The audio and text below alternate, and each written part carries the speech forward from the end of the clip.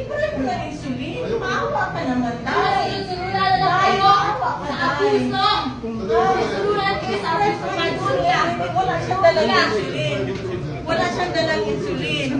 Wala siya lahat medication, hindi na-prepare. Anong klase kayo? Anong klase kayo? Anong klase kayo?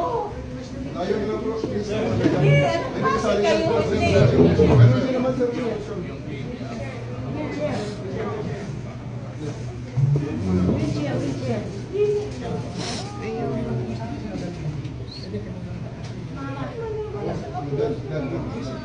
Nakakuha mo na ako.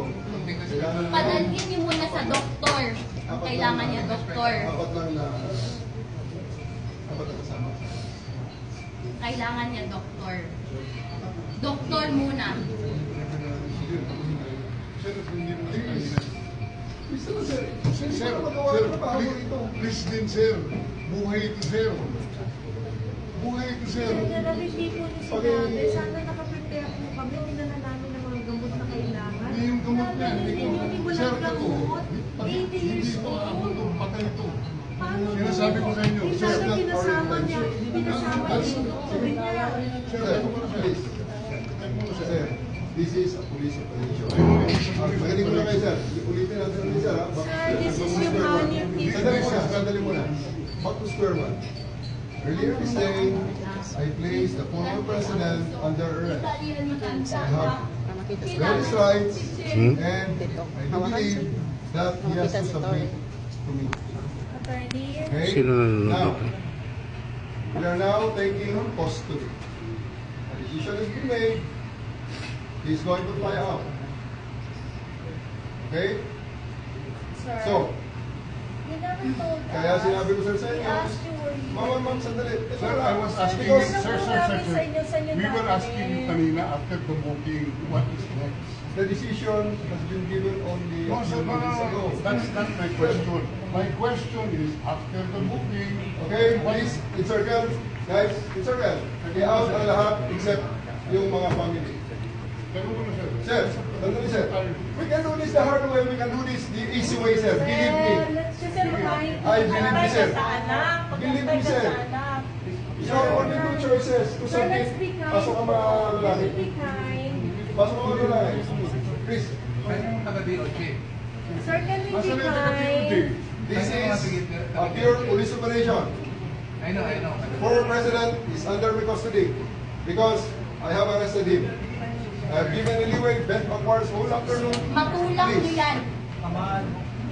General, sa inyo po nanggaling. Umalis kayo. Umalis kayo sa pag yan matulak. Pag yan matulak.